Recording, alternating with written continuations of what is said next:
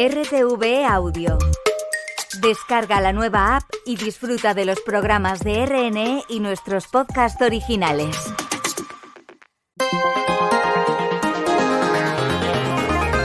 Radio Nacional de España. Andalucía. Juan Antonio Aparicio.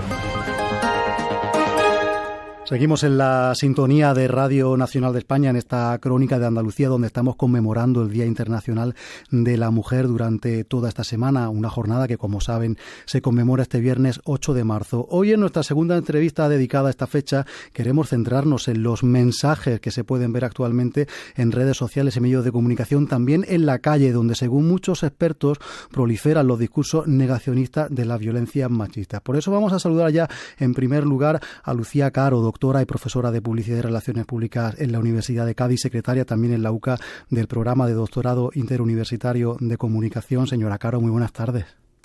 Hola, buenas tardes, encantada de estar aquí. Igualmente, y nos acompaña también en nuestro estudio en Sevilla María Sánchez Ramos, doctoranda e investigadora de la Facultad de Comunicación de la Universidad de Sevilla. Señora Sánchez, muy buenas tardes. Hola, buenas tardes. Bueno, lo primero que quiero comenzar es con un dato que, como hemos conocido recientemente, nos dice que el 44% de los hombres, casi la mitad, cree que la promoción de la igualdad ha llegado tan lejos que ahora se nos discrimina a nosotros. Son datos del Centro de Investigaciones Sociológicas de enero. ¿Hemos pasado de una época de progreso, pregunto, a otro momento de reacción? María, por ejemplo. Yo te diría que seguimos en esa senda de progreso, que España es uno de los países más punteros en el mundo a nivel de políticas de igualdad. Sin embargo, esa conquista de derechos nunca a nivel histórico ha estado exenta de retrocesos o de reacciones desde el patriarcado. Entonces nos encontramos, yo creo, que en una etapa un poco compleja, convulsa, llena de polarización en redes, donde se difunden bulos machistas y donde al final se acogen este tipo de posturas negacionistas. Lucía. Sí, yo coincido con María, pero me parece muy importante que no perdamos en ningún momento de vista que efectivamente lo que asistimos es a una reacción. Es decir, y esto lo decía la socióloga Eva Ayub, si pensamos en Occidente y en buena parte del mundo, las ideas progresistas podemos decir que en buena medida han triunfado. Es decir, nunca en otro momento en la historia las mujeres tenían las libertades y derechos reconocidos que tenemos, o pensando en el colectivo LGTBIQ+, etcétera, etcétera.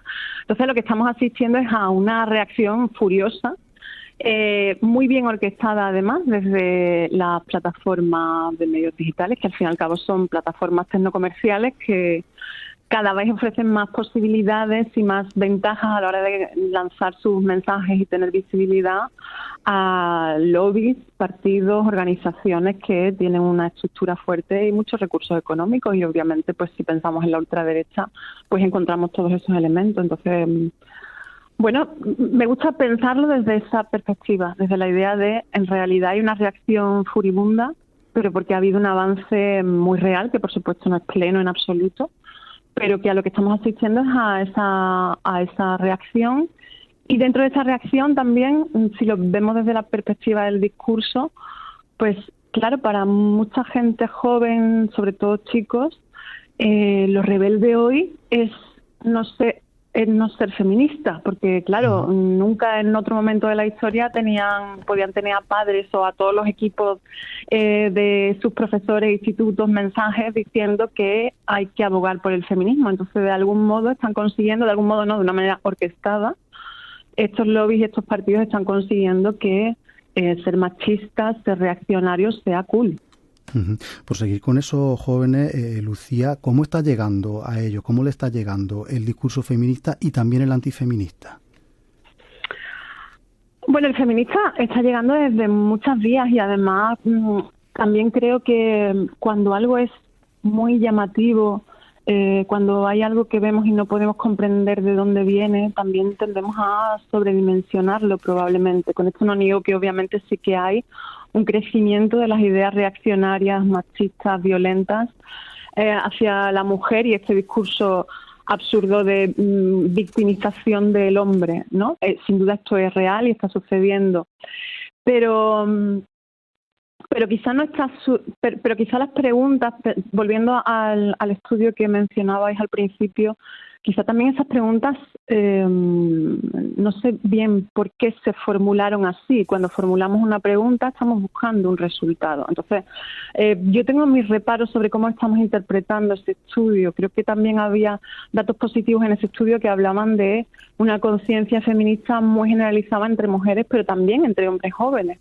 Entonces, bueno, creo que los mensajes feministas sí que están llegando a los jóvenes de todo género. Pero bueno, es que, como digo, hay unos intereses muy claros y que retuercen ideas clásicas progresistas, como el modo en que la derecha y la ultraderecha se está apropiando del concepto de libertad, vaciándolo absolutamente de su significado real. Y claro, si a esos discursos que están pensados para que calen llegan a personas constantemente a través de estos influencers del odio que estamos viendo, que crecen cada vez más, pues es fácil que al final estos chicos, incluso chicas, puedan pensar que de algún modo son víctimas del feminismo, que es un oxímoron en sí mismo. María, no sé si estás de acuerdo, sobre todo en esa parte en la que los hombres nos mostramos como las víctimas. Sí, de hecho, el otro día en el taxi, cuando iba a presentar el libro, el de tratamiento ético de la violencia de género en los medios, justo el taxista me preguntaba sobre el contenido del libro y me dijo, ¿y sobre los derechos de los hombres no investigas? Y fue como, es que cuando yo abogo por la defensa y derechos de las mujeres en ámbito mediático, lo que estoy haciendo es abogar, apuntalar por una sociedad igualitaria. Seguía con su pregunta y su insistencia. ¿Y de los derechos de los hombres qué? Esta postura me la he encontrado también en clases de la ESO, en diversas formaciones. Y al final ves como hay una acogida del feminismo como si fuera una afrenta directa. Y creo que pese a que nosotras, ¿no?, desde la investigación y el acopio y desde las periodistas feministas que incorporan esta mirada, lo veamos claro, como una clara defensa de derechos humanos, sin más, tenemos que entender que en sus mentes supone pues un cambio, un totum revolutum a esa concepción del mundo, a su identidad, a cómo entiende la familia o incluso el amor romántico, con lo cual las reacciones al principio son de esperar como una afrenta o una reacción negativa, pero debemos ser insistentes, usar nuestra pedagogía y usar la mejor de los mensajes para llegar directamente a los jóvenes y bueno, y en general a toda la sociedad, porque este discurso negacionista no solo se da en la población joven. Es que os pregunto, a veces se nos olvida que la definición de feminismo es simplemente la de igualdad entre la mujer y el hombre. Claro, hay mucha desinformación sobre eso. Es constante escuchar a gente que te dice que el feminismo es las mujeres que quieren estar por encima de los hombres y que busca la desigualdad. Pero todo esto es desinformación absolutamente interesada. Cuando preguntabas antes cómo están llegando los mensajes, pues que ahora mismo hay un ecosistema mediático digital fortísimo donde buena parte de la gente joven se informa sin acudir a ningún medio convencional, ni siquiera su web. Es decir, en el estudio, en la encuesta anual del Instituto Reuters del año pasado, encontraron que solo el 24% de los jóvenes entre 18 y 24 años va a una web de un periódico digital y que en Reino Unido, por ejemplo, el 41% en esa franja se informa por redes. Claro, ¿a quién siguen en redes? A gente que ya les lanza el discurso que ya les interesa y que además no hace más que reforzar ese discurso. Entonces, claro, estamos en un momento de guerras culturales donde el problema es que estamos empezando a no compartir el significado básico de las palabras. Entonces, si no partimos de ese significado compartido, es muy difícil que nuestros mensajes puedan llegar, porque todo se lee de un punto donde el significado es completamente otro. María, no sé si con la anécdota de antes prácticamente has contestado a esta pregunta. Estamos hablando de los medios de comunicación, de las redes sociales, pero ¿cuál es un poco el discurso en la calle? ¿Se ve en la sociedad también, en el día a día, en las personas que te encuentras en la calle, el auge de esos discursos negacionistas de los que estamos hablando, que se promulgan desde la extrema derecha sobre todo? Yo creo que ese foco que la ultraderecha está difundiendo además tan bien, porque lo que apuntaba la compañera, se difunde unos mensajes con un objetivo orquestado, por supuesto, de mantener el status quo, vendiéndonos como reaccionario o como cool o como punk la cuestión antifeminista, y ofreciendo palabras vacías, como el término de libertad, citaba la compañera, pero sobre todo es que brinda soluciones simples a problemas complejos y a realidades sociales que son complejas. Y yo creo que ahí radica también el éxito de la propagación en redes de este tipo de mensajes, porque además a ti como usuario o como usuaria no te exige nada. No te exige una autocrítica como lo haría el feminismo, no te exige reflexión, posicionamiento, formación. Te exige simplemente seguir con el status quo y además creer que tu pensamiento es elevado porque vas en la contramarea.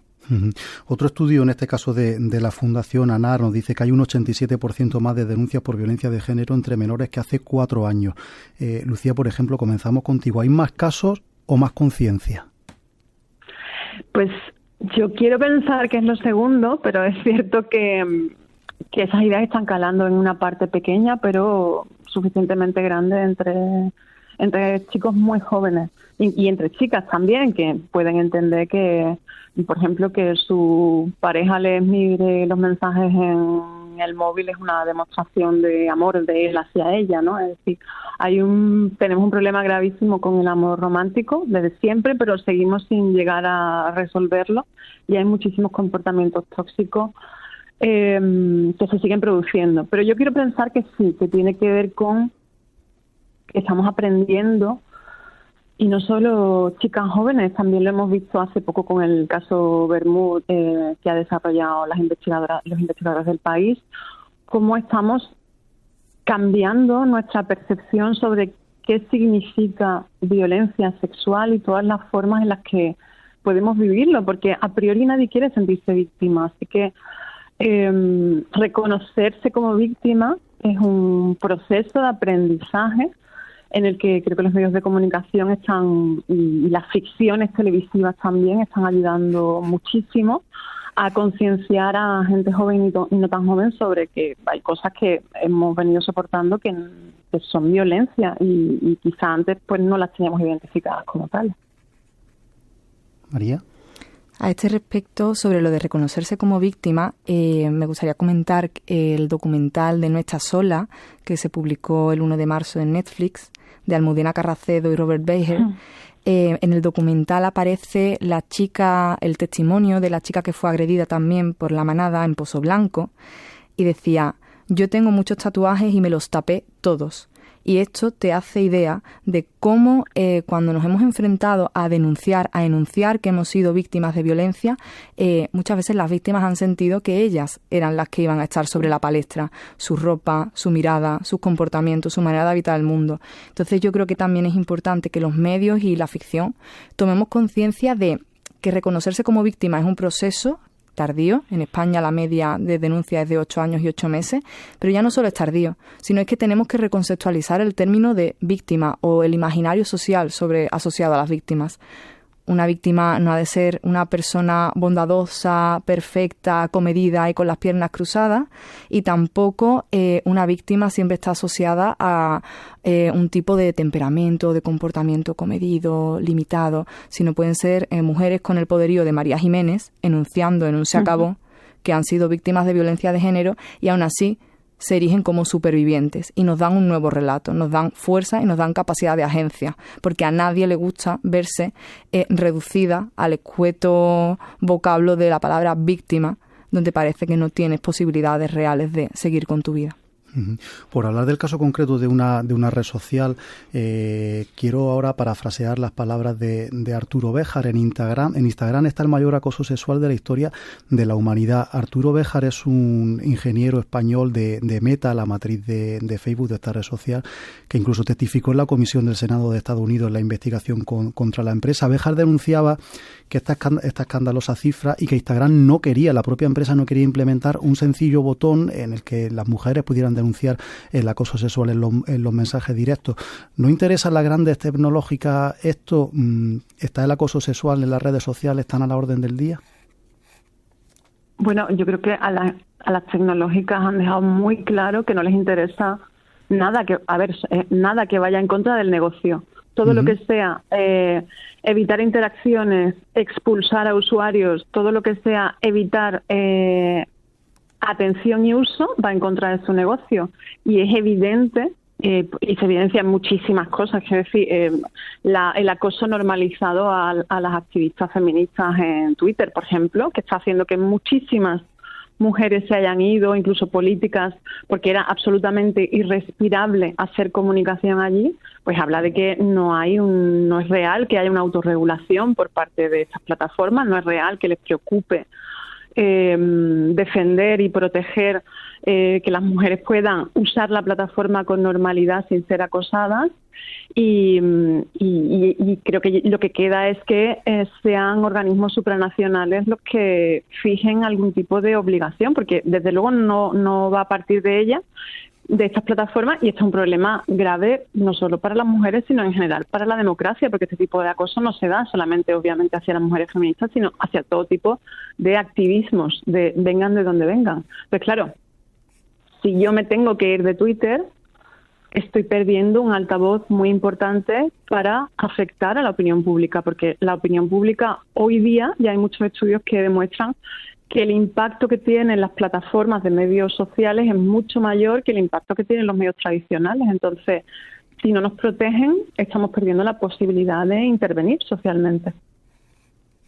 María, no sé si quieres añadir algo. Sí, yo añadiría que, contextualizando este caso, Cristina Fallarás, la periodista Cristina Fallarás, de hecho, ha sufrido en estos días el cierre de su cuenta por parte de Meta en Instagram, precisamente por compartir miles de testimonios de mujeres que se dieron su palabra narrando sus casos de agresiones machistas y violencia sexual. Entonces esto ya nos dice mucho de cómo las grandes plataformas están vehiculando realmente esta necesidad de poner el foco, el valor periodístico en la defensa de los derechos de las mujeres en este caso.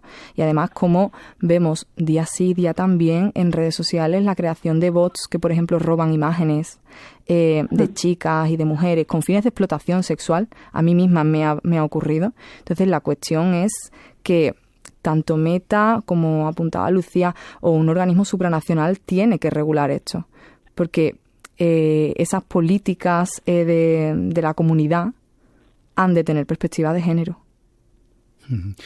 ¿Cómo lo estamos haciendo los medios de comunicación en la lucha por la igualdad? ¿Hay detalles recurrentes en los que de esto hablas tú precisamente en tu libro, María, Tratamiento ético de la violencia de género en los medios, ¿no? Sí, pues justo esta semana aparecía el estudio Desenfocadas de Llorente y Cuenca Global, en el que ha monitoreado durante un año medios de comunicación a nivel internacional, y nos decía que 1 de cada 5 noticias que tratan sobre la violencia machista la justifican, o que 1 de cada 6 vulnera la identidad de las víctimas, que es al final uno de los consensos deontológicos más básicos que apuntalamos en la obra. Nosotras hemos hecho una recopilación de todos los códigos que existen para regular el trabajo de los profesionales de la información desde los 90 hasta hoy. Son 48 códigos y damos como las claves y las pautas necesarias para abordar un tema tan complejo como es el de la violencia contra las mujeres en los medios. Lucía, ¿cómo lo ve usted? Yo, a nivel nacional, yo creo que ha habido un enorme avance. Es decir, pienso en cómo hay hoy muchísimos medios que tienen perspectivas de género reconocidas, con periodistas que están especializados en este ámbito y que son además activistas para ayudar a concienciar sobre a ponerse eso que decimos siempre de las gafas moradas, ¿no? A cambiar esa perspectiva. Y personalmente creo que sí que ha habido un enorme avance y creo que sobre todo ha venido de la mano de la concienciación de la propia profesión o de una parte de la profesión. Y pienso, por ejemplo, por supuesto que no se debe solo al tratamiento periodístico, pero sí pienso en el caso Alves, por ejemplo, que obviamente hay avances en muchos otros sentidos. El primero, el legislativo, pero el modo en que se ha abordado la información periodística de este caso, es radicalmente diferente a otros casos muy tristes que hemos vivido en años anteriores. Entonces, bueno, creo que sí que, realmente creo que hay una parte muy importante de la profesión periodística que sí que creo que se ha puesto las pilas. Por último, desde vuestro punto de vista, modo de titular o resumen, ¿por qué está marcado este 8 de marzo? ¿Cuál es el sentido principal del Día de la Mujer en este 2024? Lucía, por ejemplo. Una pregunta dificilísima esa. porque creo que digamos que hay como divisiones de las que venimos en los últimos años, también por cuestiones legislativas, pero creo, al menos yo en mi percepción de estas últimas semanas, creo que aunque sigue habiendo disensión en ciertas facciones dentro del movimiento, algo que me parece tristísimo y un problema que tenemos que buscar cómo resolver, creo que hay una cierta alegría pensando sobre todo en que vemos avances en cuanto al tratamiento de la violencia sexual. Creo que para el feminismo español fue clave la sentencia de La Manada. Creo que eso nos sacó a la calle porque no podíamos creer, ¿no?, todo aquello del jolgorio que fuera agresión, no violación. Y aquello formó una conciencia feminista fortísima que al final nos trajo la primera huelga feminista en nuestro país y le dio un impulso enorme al movimiento. Entonces, bueno, para mí, no sé qué pensará María, pero para mí cómo se ha desarrollado el caso Alves nos habla de que hemos avanzado. Entonces, bueno, me parece muy importante que nos paremos a celebrar eso porque creo que es real y creo que para seguir en el movimiento es necesario que nos reconozcamos los logros. Entonces, bueno, hay muchísimos otros problemas, pero personalmente, desde luego, yo abordo esta semana, esta celebración, teniendo muy presente esto que ha pasado, y con una sensación grande de que, sin ser perfecta, obviamente, probablemente 4 años y medio es muy poco, etcétera, etcétera, pero creo que sí que es evidente que como sociedad hemos avanzado en cuanto a cómo interpretamos y abordamos la violencia sexual. Y para usted, María, ¿cuál es el sentido de esta celebración, de esta conmemoración, mejor dicho, este año? Para mí el sentido sería enfocarlo de nuevo, siguiendo a Lucía, en el respeto intelectual y social a la diferencia y al disenso dentro del movimiento feminista, que es amplio y es heterogéneo sin duda, y enfocarnos realmente a todos los frentes que nos unen y sobre los que tenemos que seguir trabajando. Creo que debemos fletarnos en realizar una pedagogía feminista constante, consciente, que llegue a todo tipo de personas, más allá de la academia, en las calles, en los medios sobre todo, y hacer que no solo nos llamen para el 8M o para semanas puntuales, sino que estemos presentes y nuestra voz se escuche en los medios a lo largo de todo el año, porque realmente apostar por una perspectiva de género a la hora de narrarnos y de narrar la realidad que nos rodea no es una cuestión meramente de activismo, si se quiere considerar así. Es una cuestión de hacer un periodismo de calidad, que entronca con una perspectiva que nos habían robado, que es la de la mitad de la población del mundo. Entonces es un periodismo rico, es útil y es veraz. Eso es algo en lo que erramos también. Los medios. Sí, quizás en tener la cuestión del feminismo en semanas puntuales, las cuales agradecemos y de las cuales apuntalamos mucho, pero yo creo que la presencia de investigadoras o de expertas en todas las áreas y con perspectiva feminista debería ser una presente todos los días del año. Sobre todo porque ya hay un público para eso. Es decir, si pensamos en que escucha mucha gente joven, ¿qué podcast escuchan? Son mujeres, hablando de lo que nos preocupa a las mujeres. Entonces creo que también es bueno para los medios porque es una manera de llamar la atención sobre el público más joven. Pues dicho queda. María Sánchez Ramos, doctoranda, investigadora, profesora de la Facultad de Comunicación de la Universidad de Sevilla. Muchísimas gracias por estar hoy aquí con nosotros. Gracias a ti. Y gracias también a Lucía Caro, doctora y profesora de Publicidad y Relaciones Públicas en la Universidad de Cádiz, secretaria también en la UCA del programa de doctorado interuniversitario de comunicación. Muchas gracias. Muchísimas gracias.